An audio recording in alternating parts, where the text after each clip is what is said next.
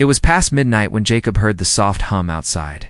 He lived alone, in a small house near the edge of the woods. No neighbors nearby, no city lights, just stars above and silence all around. That night the air felt different, heavy, cold, and still. The kind of stillness that made your skin tighten.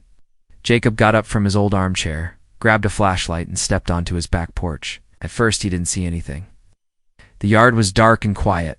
Then he noticed it. Right in the middle of his backyard, something was glowing. He walked closer, boots crunching on the frosty grass. The light was soft, pale blue, like moonlight trapped in a bottle. As he got near, he stopped in shock. It was a basket, a real basket. It's like one from old movies, sitting perfectly still, and inside it was a baby. The baby was wrapped in shining silver cloth, smooth like metal, but soft like silk. Her tiny hands were blue-tinted, her ears were slightly pointed, and when her eyes opened they glowed softly, the same pale blue as the basket. Jacob stared. "No way," he whispered. He looked around. No car. No spaceship. No footprints. The yard was undisturbed, except for the glowing basket. He bent down and gently picked her up. She didn't cry, she just looked at him, blinking slowly. The cloth was warm, almost too warm. There was a symbol on it, a strange circular mark with lines through it. It wasn't from Earth. Jacob had seen strange things during his military days, but never this. He looked at the sky. Nothing there. Just stars. Something about this moment felt important. Big. Dangerous. He carried the baby inside. Jacob's house was small, but safe. He placed the basket on the couch, turned on a heater, and wrapped the baby in a soft blanket. She was quiet. Watching her skin had a faint shimmer, like it reflected starlight. He made a bottle from powdered milk and warm water. To his surprise, she drank it all. Fast, hungry, huh?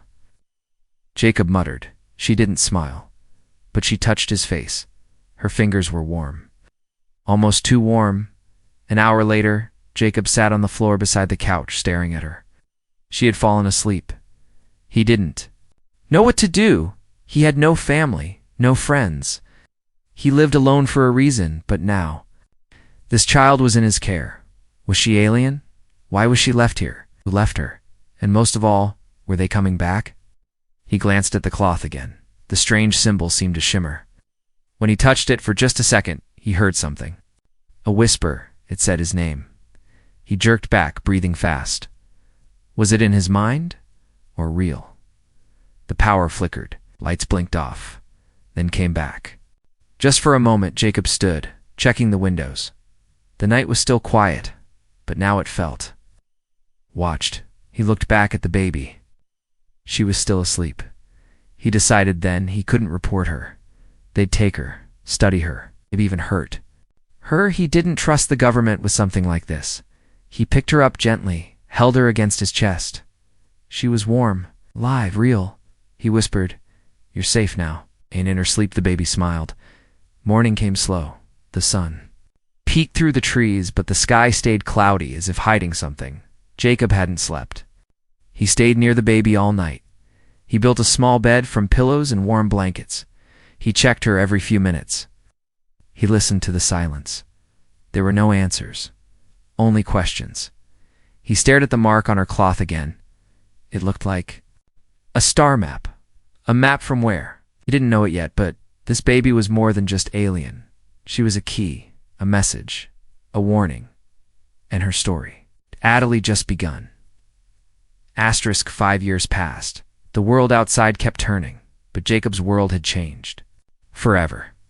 Inside his quiet home, hidden from everyone, a girl grew not just in age, but in mystery. Her name was Lena. He had given it to her the morning she first smiled. But Lena was no ordinary child. By the time she was 2, she could speak in full sentences. By 3, she could read not just earth books, but symbols from the silver cloth she was wrapped in as a baby. Symbols that no human had ever seen. She didn't cry. She didn't get sick. and she never ever dreamed. One morning, Jacob walked into the kitchen and stopped in his tracks. Lena stood near the wall, holding a piece of charcoal. The entire wall behind her was covered in symbols. Circles, spirals, sharp lines, and glowing. Dots drawn perfectly, almost like a machine had done it. Jacob froze. "Lena, what is that?" She turned slowly, her glowing eyes blinking. "It's where I came from." Jacob's heart jumped. "You remember?" She nodded. "Only pieces. A bright place. Metal skies. Someone crying." Jacob crouched. "Do you know who left you here?" Lena looked at him with sadness, far too deep for a 5-year-old. "My mother. She said Earth was the safest place, but only if I stayed hidden." Jacob swallowed hard. "Why?" she said. "Day hunt light." He didn't understand, but the way she said it gave him chills. Lena's powers began to show in small ways. She could hear things no one else could. Whispers from far away. She touched broken electronics, and they worked again. And sometimes, when she was scared or upset, every light in the house would flicker, just like it had the night she arrived. One evening while Jacob fixed the heater, Lena walked in and asked quietly, "Why do people fear what's different?" Jacob didn't answer right away. He looked into her glowing eyes and saw a child. Trapped in a world that wasn't hers. "They're afraid because they don't understand," he finally said. "And sometimes they don't want to." She nodded, like she already knew. A week later, a strange man came knocking at Jacob's door. Tall, pale, dressed in a black coat. He said his name was Mr. Callan. No last name. "Have you seen anything strange recently?" he asked, eyes sharp. "Like what?" Jacob replied, trying to stay calm. "Lights in the sky. Glowing objects, perhaps a child left behind." Jacob shook his head. "No kids out here, just squirrels in silence." Mr. Callan smiled slightly. "If you see anything, let us know. Some things don't belong here." Lena walked out of her hiding spot. "I know him," she said softly. Jacob's blood went cold. "What?" "He was on the ship. The one chasing us." That night, Lena had a seizure. Her small body shook, and her skin glowed too bright to look at. Jacob panicked, trying to hold her still. But then she stopped, eyes wide open. Staring at the ceiling, she whispered something in a language Jacob had never heard. Deep, sharp, and echoing like metal. Then she passed out. When she woke up the next morning, a new mark had appeared. On her back, the same symbol from her original basket. It glowed faintly under her skin. "What's happening to me?" she asked, scared for the first time. "I don't know," Jacob said, hugging her tightly. "But I promise, I won't let anyone hurt you." The next day, Jacob checked the wall where Lena had drawn her star map. New symbols had appeared overnight, but neither of them had drawn them. They glowed softly in the early light. Lena touched one and whispered, "They're getting closer." Jacob stared at her. "Who?" She looked at him with tears in her glowing eyes. "The ones who took my mother?" Jacob decided it was time to run. He packed a small bag, stored the basket and silver cloth in a hidden compartment, and loaded. Lena entered the truck as they drove away from the cabin. Lena looked out the window. "I dreamed for the first time," she said. Jacob raised his brow. "What did you see?" she whispered. "A metal tower burning? And my mother reaching out for help?" Jacob tightened his grip on the steering wheel. Something was coming. He could feel it in his bones.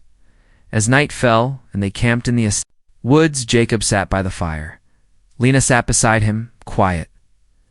Then suddenly the fire flickered blue. Lena's body froze. Her eyes widened. She spoke in two voices at once. "They've landed, and they're not alone." Jacob looked up, eyes scanning. The dark trees in the distance. Something large moved between the trunks. Silent, fast, fast, and not human. Jacob didn't sleep that night. He sat near the fire, holding his old rifle across his lap. The trees were quiet, too quiet. Every time a twig snapped, his eyes darted toward the sound. Lena lay in the back of the truck, wrapped in blankets. Her body weak after what happened by the fire. She had spoken in two voices. One, soft and childlike. The other ancient and powerful. They've landed. They're not alone. That sentence replayed in his head again and again. By morning, the forest fog was thick, like it was hiding something. Jacob poured water into a pan and made tea. As the water boiled, Lena slowly sat up. Her eyes weren't glowing, but they looked older, like she had seen too much in just one night. "I remember something else," she whispered. Jacob turned. "What?" "My mother didn't just leave me. She was being chased. She sent me away to survive." Jacob crouched beside. "Hurt? Do you think she's alive?" Lena hesitated, then nodded. "But she's hurt, and she's close." Jacob's heart beat faster. That meant they weren't just being hunted. They were being followed later that day. They found a broken signal beacon near a dry riverbed. It wasn't human tech. It pulsed with faint light, cracked and smoking. As if something had tried to destroy it from the inside, Lena touched it. Suddenly, her eyes lit up, not blue, but gold. She fell to her knees and gasped, her voice shaking. "She's near," she said, trembling. "But ... so are they."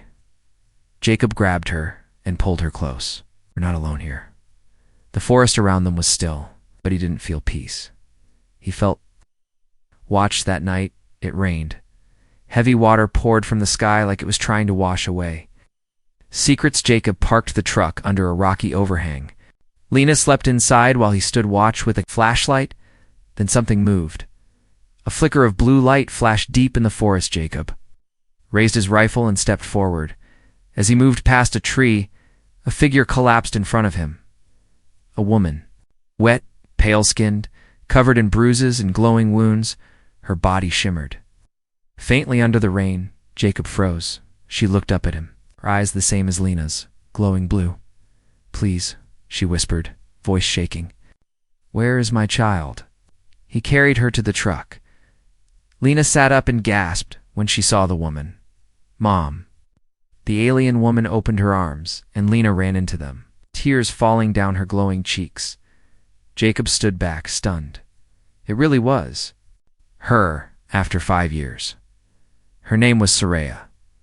She held her daughter close, shaking, then looked at Jacob with grateful, tired eyes. "You kept her alive," she whispered. "I tried," Jacob replied. "They're looking for her, aren't they?" Soraya nodded. "And now, they're looking for you too." Soraya's wounds glowed softly. Lena placed her hands on her mother's chest. The light from her palms spread into Soraya's skin, and slowly her breathing calmed. "She's learning fast," Soraya said, her voice steadier now. "Faster than any of us hoped." Jacob frowned. "Learning what?" "Her power," Soraya replied. "She is not only my daughter. She is the bridge between species, the only living child born of human and alien blood." Jacob blinked. "You mean ... she's the first?" "The only one," Soraya confirmed, "and the last hope of both our kinds." Jacob helped them both into the truck and started driving again, this time away from the woods. As they drove through the dark road, Soraya explained everything. 5 years ago, her planet was destroyed by a group called the Khazar Ancient. Hunters who believed in purity. They erased species they considered unnatural. When Soraya refused to give up her unborn daughter, half human, half Solari, they marked her for death. With help from her people, she escaped. But she knew the Khazar would never stop hunting Lena. So, she did the only thing she could. She placed her child in a basket and dropped her on Earth. In the care of one species, the Khazar never considered dangerous humans. Jacob gripped the steering wheel tightly. "They think humans are weak." Soraya nodded. "That's why we might still win." Suddenly, every device in the truck shorted. The engine died. The lights went out. The radio buzzed once, then silence. Jacob hit the brakes. "What the?" In the sky above them, clouds began to swirl unnaturally. Lena sat up straight. "They're here," she whispered. Soraya's face went pale. They found us. Outside the truck, strange shadows moved through the trees. Long arms, silent steps, glowing weapons. Jacob reached for his rifle. If they want her, they'll have to go through me. Soraya looked at him, pain in her eyes. You don't understand. They don't come to fight. Jacob narrowed his eyes. Then why are they here? She whispered. They come to erase. Suddenly, the sky split open with a loud crack. A dark ship broke through the clouds, silent, massive, and shaped like a blade. It hovered without sound. All the birds in the forest fell silent. And then a voice echoed in all their minds, cold and clear. Return the child, or be deleted with her. The Khazar ship hung above the forest, silent like a judgment, black as night, shaped like a dagger. It didn't make a sound, not even a hum. But the pressure in the air changed. It made the trees bend. It made Jacob feel like his chest was being crushed inside the truck. Lena held her mother's hand tightly. Soraya's glow was fading. She was getting weaker every minute. Jacob checked his rifle, knowing it would do nothing. What do they mean, be deleted? He asked. Soraya looked up at him with tired, glowing eyes. The Khazar do not take prisoners. They do not speak twice. They erase completely. From memory, from space, from time. Jacob frowned. Then why didn't they strike already? Soraya touched Lena's arm. Because they're afraid of her. The air outside crackled with strange static. Suddenly a shape floated down from the ship. It wasn't a soldier, it was a machine, tall, floating on blue energy. Its body had no face, just shifting symbols across its metal surface. It hovered above the trees, scanning. Then it spoke. Not with sound, but directly into their minds. You have 7 minutes to surrender the hybrid. If you do not, this planet will be wiped. That's not a negotiation, that's genocide. Soraya looked out the window, fear in her voice. They've used this threat before. They always keep their promise. Jacob drove them deeper into the forest, not to escape, but toward something. Years ago, during his military time, he'd found something hidden underground while on a secret recon mission in Alaska. He didn't understand what it was, just that it wasn't human. It wasn't awake. But he remembered the symbol carved above. It's the hidden hatch. It was the same symbol that had burned itself into Lena's silver blanket. He had written it. Off as coincidence now, he knew it was fate. They reached the old location just before sunset. A rocky valley, far from all towns. No satellite signals. No roads. Jacob parked the truck and helped Soraya out. Lena stepped onto the ground. As her bare feet touched the soil, the earth shook, the ground split open. A glowing blue circle rose from beneath, like a hidden door responding to her presence. Jacob stared. Soraya's voice trembled. It's real. I didn't believe it. It's real. What is it? Jacob asked. A Terran gate, built thousands of years ago, before humans even knew space travel. It was meant to protect what could not be destroyed. Hope. The gate opened silently. Inside was a massive chamber, stone and metal mixed together. Walls covered in symbols Jacob couldn't read. In the center was a glowing pedestal. Hovering above it was a cube, floating and spinning slowly, humming, like it remembered everything. Soraya's knees weakened. It's still here, she whispered. The seed core. Jacob helped her forward. What does it do? It connects minds. Across stars. It links ancient tech from Earth to alien. Bloodlines. But only someone with both can unlock it. Jacob looked at Lena. She stepped forward slowly. The cube pulsed brighter with each of her steps. When she reached out, touched it, the cube sank into her hand like water, and the chamber lit up.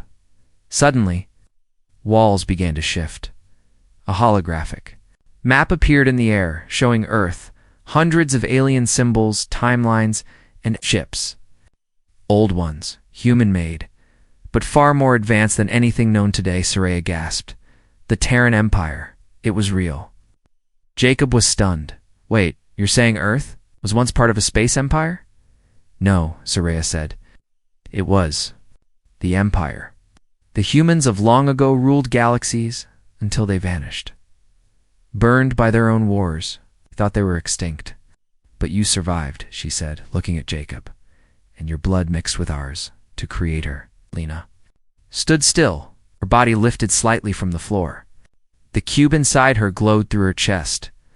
Then she spoke, but her voice echoed, like thousands of voices at once.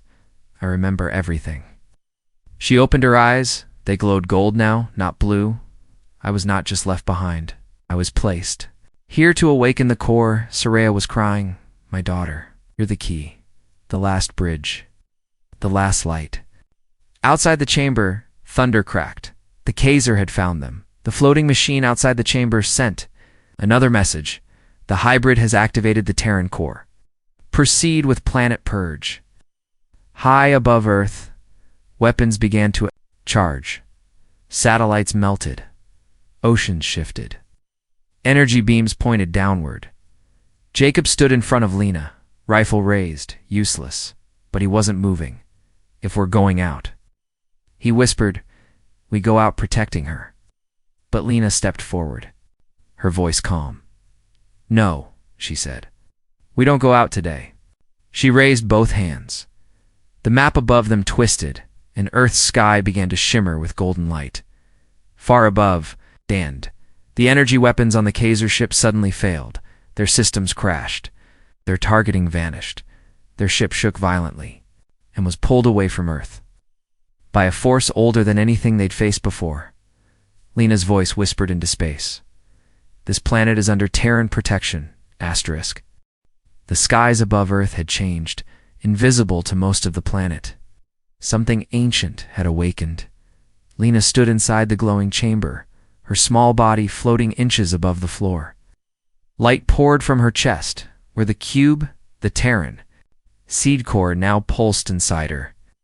The golden light formed a shield, spreading across Earth like a second atmosphere above the clouds. The Kaiser warship began to shake violently. Systems failed, engines collapsed. Their advanced weapons, once feared by star empires, now flickered uselessly. One by one, their black ships withdrew, like shadows fleeing the dawn. But not all of them left. Inside the chamber, Soraya leaned. Weakly against the wall, she has triggered the old defenses, she said softly. The Kaiser cannot destroy Earth now, not while the core protects it. Jacob nodded, watching Lena float, golden lines running across her skin. But that means something worse, Soraya whispered. Jacob turned to her, concerned. What could be worse? You can't kill her from orbit anymore, she said. So now they will come down. Back on the surface, the clouds parted. Dark pods rained from the sky like falling stars. They were small, black, silent each. One buried itself into the earth, disappearing beneath trees, rivers, and cities, hidden. Waiting, Jacob, Soraya, and Lena emerged from the ancient gate. It sealed behind them as if sensing danger. Soraya touched her. You've changed. You're no longer just a child. Lena looked up, her eyes still glowing gold. I don't feel like one. Jacob helped Soraya into the truck, and they drove back toward civilization, though neither of the adults truly believed safety waited there, as they neared a small town.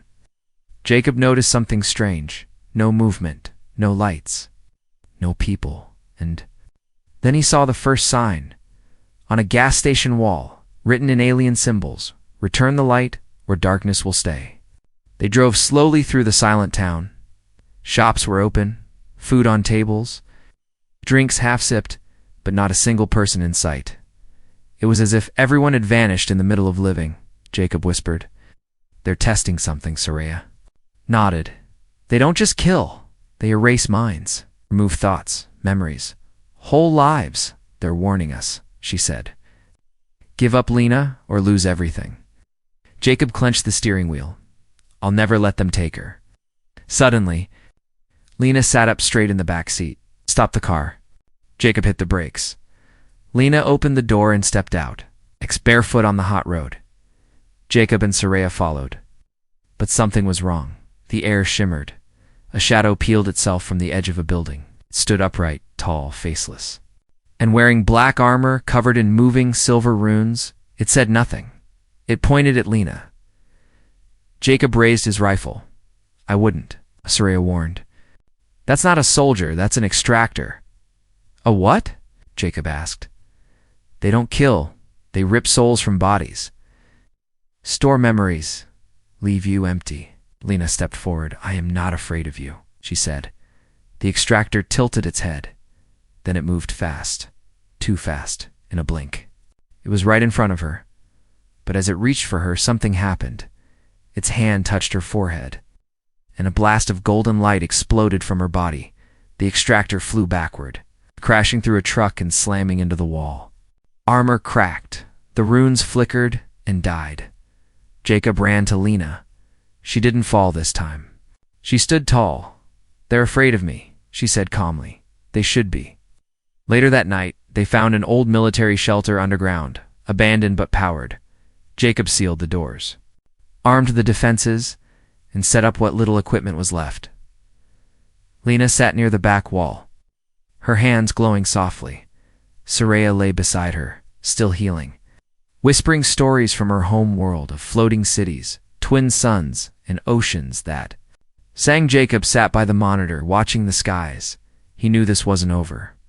One child, one mother, and one broken soldier against a race of erasers. But somehow it didn't feel hopeless, because Lena was changing not just in power, but in purpose. She walked to him before sleep and asked quietly, "Why did you keep me?" Looked down at her, surprised. "I was strange," she said. "Not human. You could have told the government. You could have left me." Jacob thought for a moment, then answered with simple words, "Because you were alone. And no child deserves to be thrown away." She stared at him, then hugged him tightly. "You're my real father," she whispered. Jacob didn't cry easily, but that moment broke something open inside him. Outside, the stars looked the same, but nothing on Earth was. The shield pulsed faintly over the sky, invisible to most. But in space, Kaiser ships circled like vultures, and in the deep dark, something bigger moved.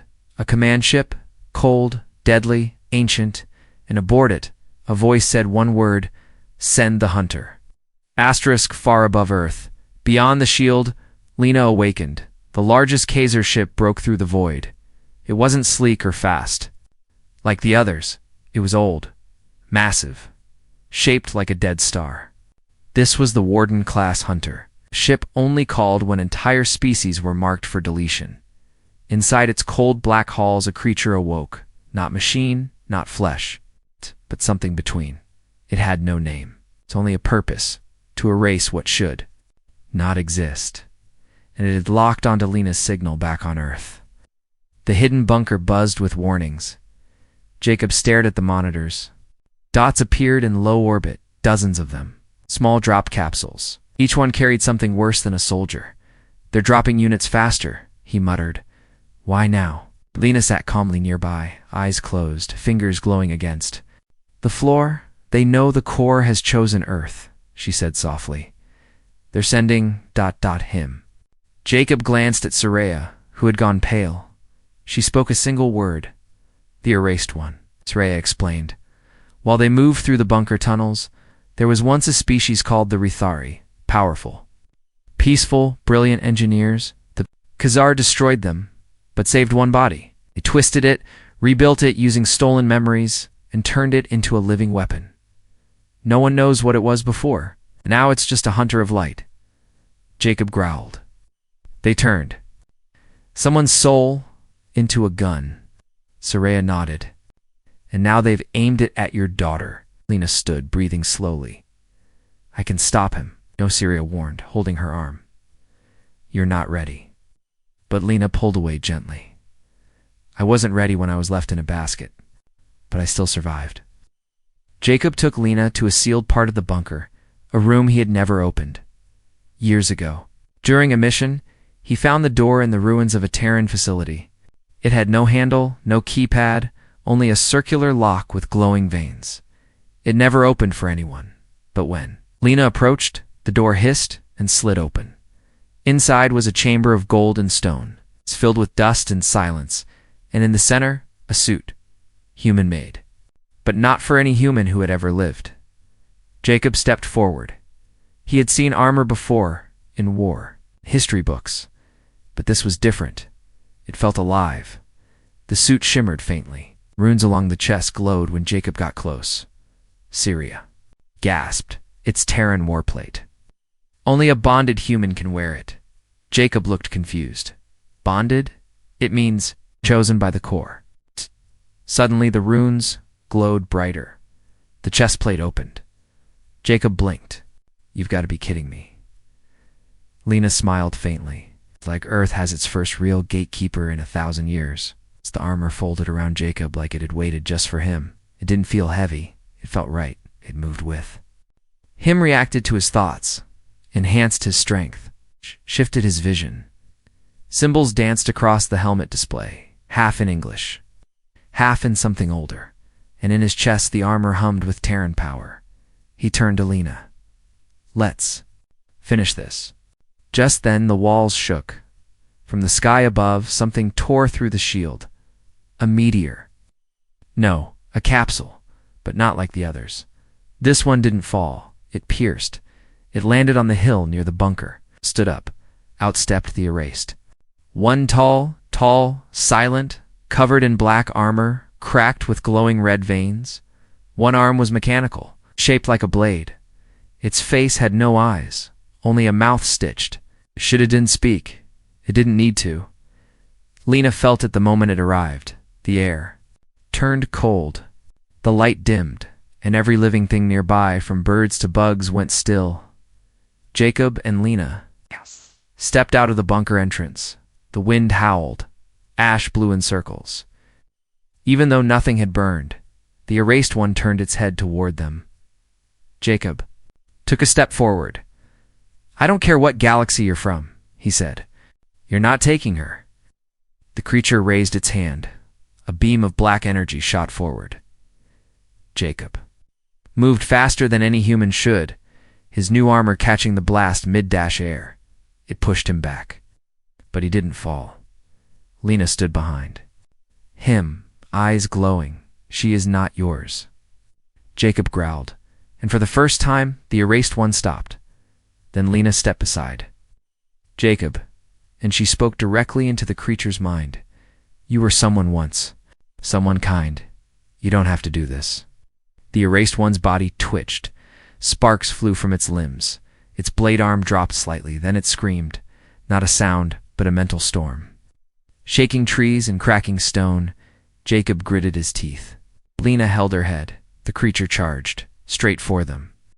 The erased one charged, silent but deadly. Its body moved like smoke and steel, fast. Heavy, unstoppable. The ground cracked beneath its feet. Its blade arm burned with dark energy, leaving a black trail behind. Jacob stood his ground. Terran. Armor locked to his thoughts. Gold light flared from his chest. He met the creature mid-strike, and the forest exploded in a wave of force. Trees flew, stones shattered. The sky turned red.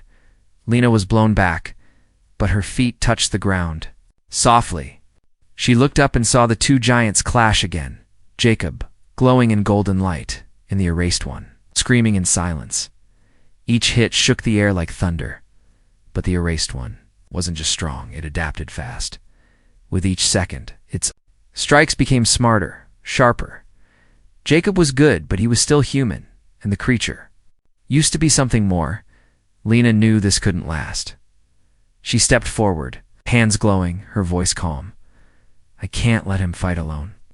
Still inside the bunker, shouted weakly, Lena, no, he was made to protect you. Lena turned and said gently, then I'll protect him back. She raised her arms, and the core inside her chest pulsed harder. The Terran map reappeared in the air. This time, Earth wasn't the only world glowing. Other lights blinked on, one after another, long-dead Terran beacons. Awakening. The erased one threw Jacob across the battlefield. The armor saved his life, but his body ached. He coughed, blood on his lips. The creature turned toward Lena. It tilted its head, then took a slow, deliberate step. Lena didn't move. She looked into its faceless mask and spoke with the full strength of her hybrid soul. I know what you are. You were Rethori, a scientist, a father. You died protecting your children, and they turned your body into this." The creature froze. Its arms shook. Red sparks burst from its joints. Lena stepped closer. "They erased you," she whispered. "But they didn't finish the job." She placed a hand gently on its blade arm. "Feel again." Her core lit brighter, and for the first time, the erased one trembled. A sound echoed across the field, not from the creature, but from above. The Kaiser command ship began to power its final weapon, a planet burner beam. Cut. Meant to reduce. Earth to glass, the golden shield Lena created flickered. It wouldn't hold long under this kind of force. Soraya's voice screamed through the combs. "They're going to wipe everything." Jacob struggled to his feet, breathing hard. "Lena, what do we do?" She turned slowly, her voice stronger than ever. "We make a choice." She looked at the erased one. "You were built to destroy, and now be the weapon that saves." She reached out, touched the creature's chest, and shared her light. Golden core inside her surged. Her body trembled. Her eyes turned pure white, and the erased one changed. The black armor cracked. The red glow turned blue. The blade arm melted into particles, and the silence broke. A deep, broken voice spoke. "Protect the light." The creature turned to the sky, raised its arms, and with a final burst of power launched itself upward like a missile. "Straight toward the Kaiser ship," Jacob shouted. "No." But it was already gone in orbit. The erased one broke through the enemy ship like a comet of blue fire. No weapon touched him. He reached the core of the vessel and activated. Self-memory collapsed in 1 second. Every memory, every moment, every code the Kaza had stolen from him. He gave it back. As fire, the ship exploded silently in space, a bloom of gold and blue. The fleet, leaderless and blind, fled. Back on Earth, silence returned. The red sky faded, the winds stilled, and Lena collapsed. Jacob caught her before she hit the ground. Hey, stay with me." Her eyes flickered. Soraya ran toward them, crying, "My child, please." Lena looked at Jacob. "You never left me." He smiled, tears falling. "Never." She reached up, touched his cheek. "Then I'm home." She didn't die, but she slept for many days as her body healed. The golden light dimmed, but never vanished. And far across the galaxy, hidden Terran beacons began to blink. One by one, the lost empire remembered its child. Weeks later, Earth changed, not publicly, not yet, but quietly, with secret meetings, with ships arriving at night, with ancient codes unlocking old vaults, and in the middle of it all, a young girl with glowing eyes and her human father. One night, Lena sat on the same porch where she had once been left in a basket. She looked at the stars. Jacob sat beside her. Sipping coffee, she asked softly, "Do you think they'll come again?" He looked at her, then smiled. "Let them."